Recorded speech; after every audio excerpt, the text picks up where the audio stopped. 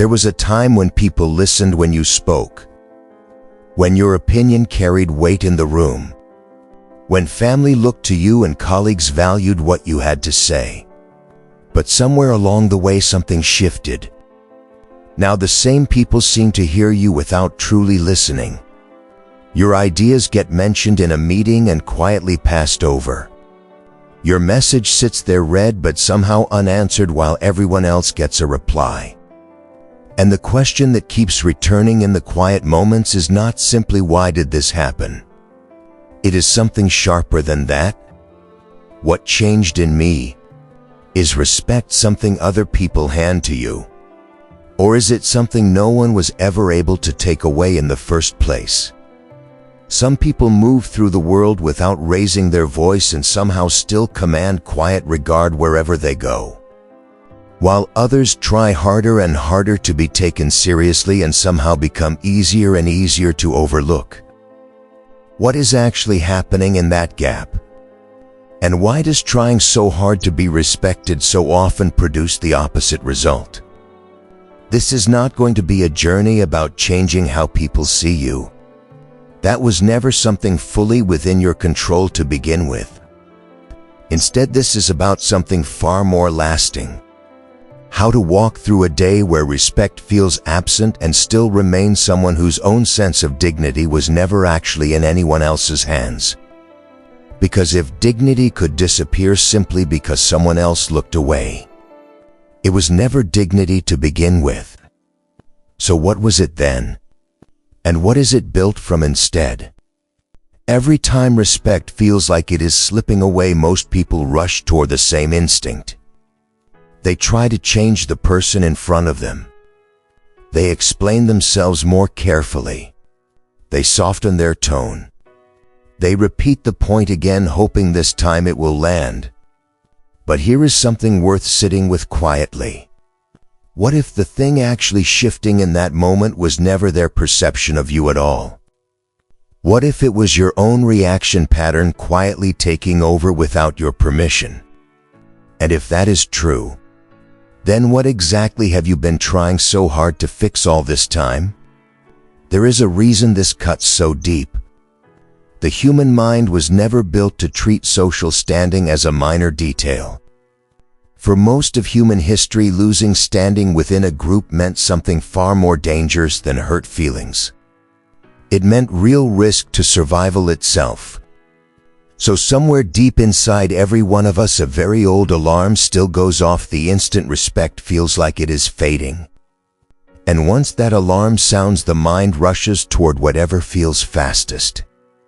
Sometimes that means over-explaining yourself until the explanation no longer sounds like confidence at all. Sometimes it means quietly performing for approval you never used to need. Sometimes it means anger rising before you even decide to feel it. And sometimes it means going completely silent and pulling away instead. None of these reactions were ever a personal flaw.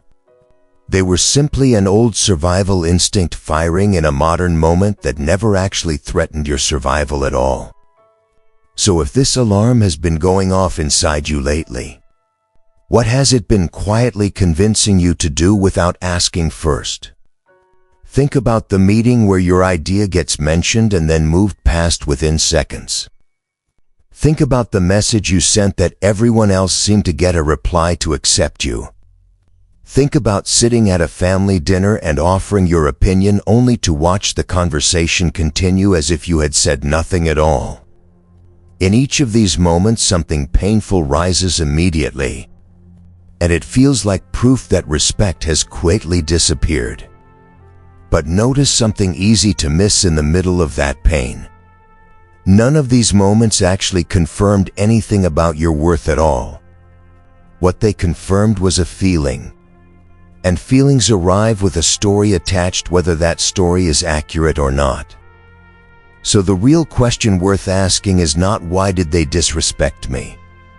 The real question is, what did I decide this moment meant before I had time to check if it was even true? This does not mean the discomfort is imaginary. Being overlooked genuinely hurts. being spoken over genuinely stings. That pain is real and worth acknowledging honestly instead of pushing away. But pain and conclusion are two very different things. The pain tells you something mattered. The conclusion is the story your mind builds on top of that pain, often within a fraction of a second. And once that story is accepted as fact, the body starts reacting to the story instead of reacting to what actually happened. So if the sting is real but the story built around it might not be, what exactly has been shaping your reactions all this time? The feeling, or the story quietly riding along beside it? Wanting to be respected was never about ego. Underneath that desire sits something far more human. A need for belonging that every person carries, whether they admit it openly or not. But somewhere along the way, a quiet substitution took place inside most people's minds without them ever noticing. Belonging and respect became treated as if they were the exact same thing. And the moment that substitution happens, every small sign of disregard no longer feels like a passing moment. It starts to feel like a threat to whether you belong at all. So if belonging and respect were never actually the same thing to begin with, what has been quietly costing you every time you confuse the two? Watch how quickly the mind moves once someone's tone shifts even slightly. A colleague answers a little too flatly. A friend replies a little too briefly. And almost instantly a story begins writing itself. I must have done something wrong. I must not matter as much as I thought. This story arrives so fast it rarely feels like a story at all. It feels like fact. Immediate. Obvious.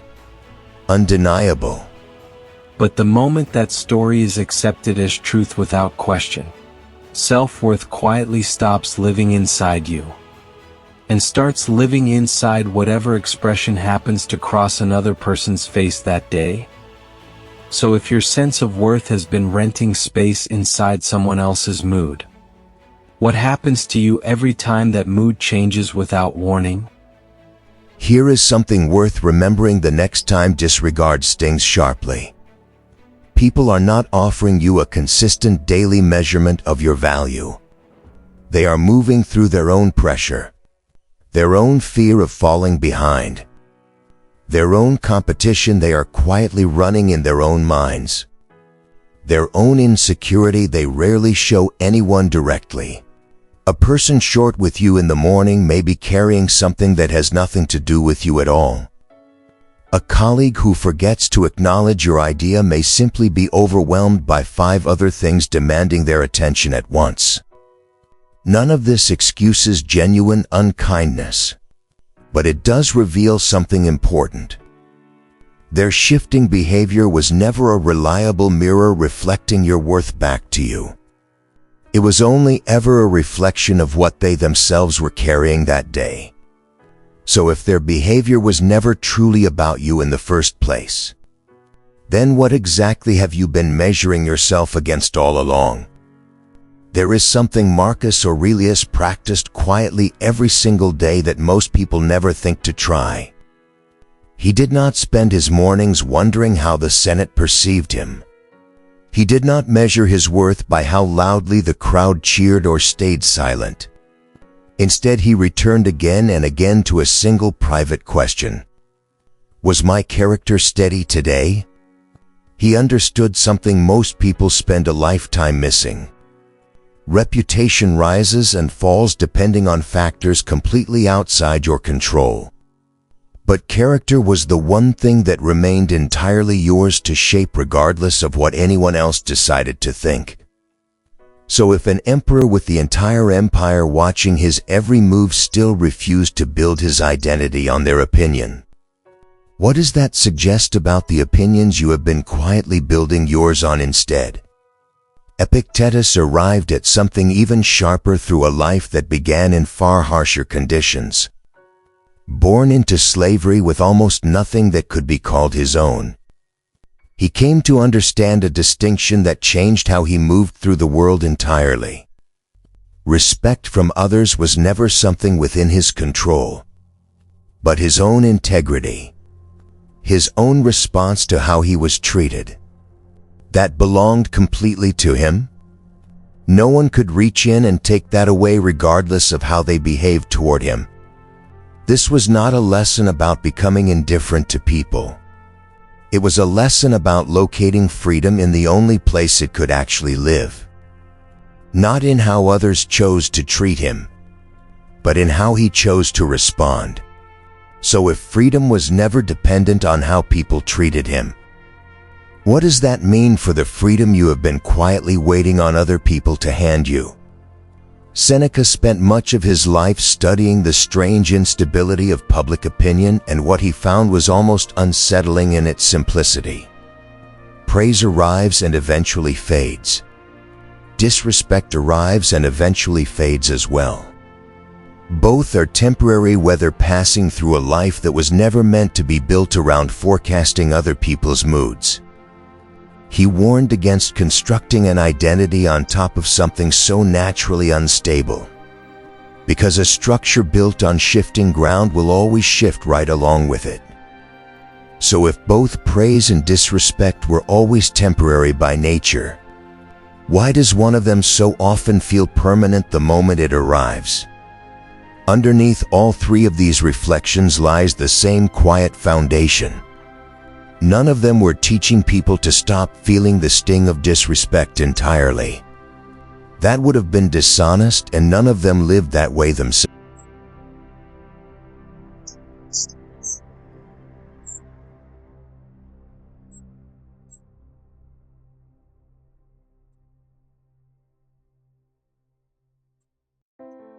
Adjust your next action based on your own values instead of based on someone else's shifting behavior. This is not detachment from life. This is the difference between being moved by every passing wind and being rooted deeply enough to sway without breaking. So if character was always meant to be the root holding steady beneath the weather, what would it look like to finally start living from that root instead of from the weather itself? Awareness begins with a single honest question asked in the exact moment disregard first stings. Not later. Not after replaying it for hours. Right there in the moment it happens. Is this actually respect disappearing? Or is this a story my mind is writing faster than I can catch it? Most people never pause long enough to ask this. The sting arrives and the story follows so quickly that the two feel like a single event. But the instant you separate them even slightly, something changes. You are no longer simply reacting to what happened. You are observing what your mind is doing with what happened. And that small separation is where every quieter response actually begins. So the next time that sting arrives without warning, will you catch the story before it catches you? There are certain moments where this pattern reveals itself with unusual clarity. The instant you feel the heat of being overlooked rising in your chest. The instant a reply feels shorter than it should have been. The instant someone's tone shifts and your mind immediately reaches for what did I do wrong? These are not simply unpleasant interruptions in your day. They are the precise moments where the old pattern tries to take the wheel again. The goal here is not to suppress what you feel in that instant. The goal is to notice the feeling arriving and pause before letting it drive the next action. Feel it fully. Then ask what is actually true here before responding to what merely feels true. So when that familiar heat rises in you next time, what will you choose to do in the space before reacting? At the close of each day, something quiet becomes available if you are willing to sit with it honestly. Not a review of what went wrong around you, but a review of what happened within you. Where today did I respond from character? And where today did I quietly go chasing approval instead? Some days this reflection will feel uncomfortable because the honest answer reveals how much you were still reaching for reassurance from people who never even noticed you were reaching. Other days it will feel like quiet proof that something inside you is finally growing steadier. Either way, this is not about judging yourself harshly for the moments you slipped. It is about staying honestly awake to the pattern so it slowly loses its grip on you one evening at a time. So tonight, when you finally sit with that question, what do you think you are going to find waiting there? There is a boundary worth setting clearly here, and it begins with releasing something that never truly belonged to you in the first place. The expectation that everyone around you owes you consistent respect every single day. That expectation sounds reasonable on the surface, but it quietly hands your peace over to people who are dealing with their own pressures, their own bad days, their own distractions that have nothing to do with you at all. What you can reasonably expect instead is something that never depends on anyone else's mood. Your own character remaining steady regardless of how anyone treats you. So if you stopped expecting guaranteed respect from the world around you, what would you start expecting from yourself instead? This does not mean tolerating disrespect indefinitely without ever responding to it. There is a quiet difference between accepting how someone feels in a given moment and continuing to explain yourself to someone who has shown you a repeated pattern. When disrespect becomes a pattern rather than a single passing moment, the wisest response is often not more explanation. It is simply quiet distance, not anger, not confrontation for its own sake. Just a calm stepping back that protects your energy without requiring anyone else's permission or understanding.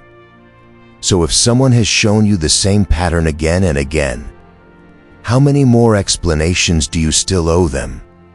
And here is where emotional discipline reveals its actual purpose in all of this. It was never about earning respect from people who may never give it consistently. It was about protecting behavior that stays aligned with your own values regardless of how anyone else behaves toward you. This means you can be overlooked in a meeting and still choose to speak with clarity instead of bitterness. You can be answered briefly and still choose warmth instead of matching their coldness. Not because you owe them warmth, but because your own steadiness was never meant to be a reward you hand out only when others behave well first. So the next time someone's behavior tempts you to abandon your own standard, will you let their behavior write your response? Or will your character write it instead? There is a quiet shift in the questions you ask yourself that changes almost everything about how a difficult moment lands. For most of your life, the automatic question has probably been, how do they see me right now? But there is a different question waiting underneath that one. Who did I choose to be today? Notice how different these two questions feel. One depends entirely on something outside your control. The other depends only on you. So the next time you feel that familiar reach toward wondering what someone thinks of you, what would happen if you asked the second question instead? There is a quiet sentence worth carrying with you into the moments that used to feel the heaviest. I am not here to collect respect. I am here to build character. And character outlasts every fleeting opinion anyone ever holds about you. Say this to yourself the next time you are overlooked in a room full of people. Say this the next time a reply feels shorter than you hoped for. At first it may feel like nothing more than words you are repeating for comfort. But sentences returned to often enough eventually stop being comfort. They become the quiet lens you start seeing every interaction through without even trying. So if this sentence slowly became automatic for you, what would you stop needing from other people entirely? None of this becomes real without one small daily practice holding it steady. Somewhere in your day, find one conversation where you would normally reach for an explanation, And instead of explaining yourself further, simply hold your integrity quietly in that moment instead. Reduce the reaching for approval by one small measure. Increase your presence by that same small measure. This is not a dramatic shift you will notice overnight. It is a quiet accumulation, the same way every pattern in your life was ever built to begin with. One repeated moment at a time. So somewhere today, where will you choose presence over explanation for the very first time? There comes a quiet moment in this process where something shifts so subtly you almost miss it happening at all. For most of your life, a single belief sat quietly underneath everything. I am only worth something if people respect me. That belief felt like fact because it had been reinforced so many times it stopped sounding like an assumption at all. But somewhere along this journey, a different sentence begins to take its place without announcement or ceremony. I am someone who lives from character, regardless of how anyone treats me on any given day. This is not a sentence you force yourself to believe. It becomes true the same way every identity is ever built. Through repetition, through practice, through choosing it quietly again and again until it simply becomes who you are. This shift changes something far deeper than how you think about single moments of disregard. It changes how an entire difficult day settles inside you. Because for most of your life, being overlooked once may have felt like proof that you did not matter at all. One short reply may have felt like evidence that something was fundamentally wrong with you. But once character becomes your foundation instead of approval, a single difficult interaction loses its power to define your entire worth. It becomes exactly what it always was. One passing moment, not a verdict on who you are. This is what Marcus Aurelius understood so clearly when he returned again and again to the same private question about his own steadiness. He was never troubled by a single moment of disrespect because his sense of self was never resting on any single moment to begin with. There is a stillness that begins to settle into you once this truth is fully absorbed. Not the stillness of no longer caring what happens around you, but the stillness of no longer needing every interaction to confirm your value before you can feel steady. You begin responding to disregard the way a deeply rooted tree responds to wind. It bends, it feels the pressure honestly, but it does not uproot itself simply because the weather changed for an afternoon. This is what Epictetus meant when he located freedom in response rather than in circumstance. He was not describing indifference.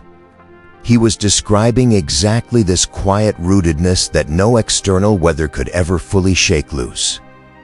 And this is where something becomes clear that changes how you walk into every room from now on. You stop entering conversations bracing yourself to be measured. You stop walking into meetings quietly auditioning for approval that may never come consistently anyway. Instead, you walk in simply as yourself. Present, steady, not performing for anyone's evaluation. This does not mean you stop caring about people or connection. It means you stop outsourcing your sense of worth to people who were never actually in charge of it to begin with. Seneca once observed that both praise and disregard are only ever temporary weather passing through. And now you finally understand what he meant by that. Not as a quote to remember, but as something you can feel quietly living inside you. Respect was never something another person could hand you the way you once believed. It was never a gift waiting in someone else's hands for them to decide when you deserved it. What has been quietly forming instead throughout this entire journey is something far steadier than that. A shadow cast by every small decision you made to stay aligned with your own character, even when no one around you was watching closely enough to notice. So here is something worth carrying with you into tomorrow. not as a rule to enforce on yourself, but as a quiet question to hold gently.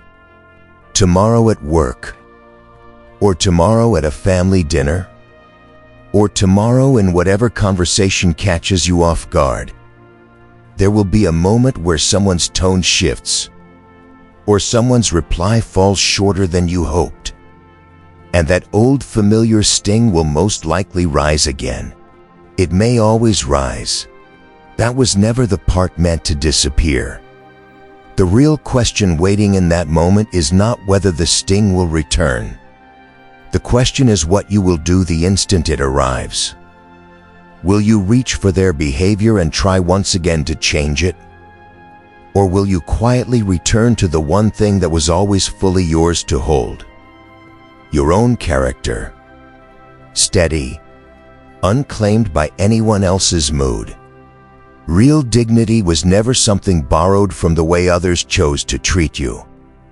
It was built quietly, one ordinary decision at a time, in moments no one else ever saw, and it will keep being built exactly that way, every single day you choose it again.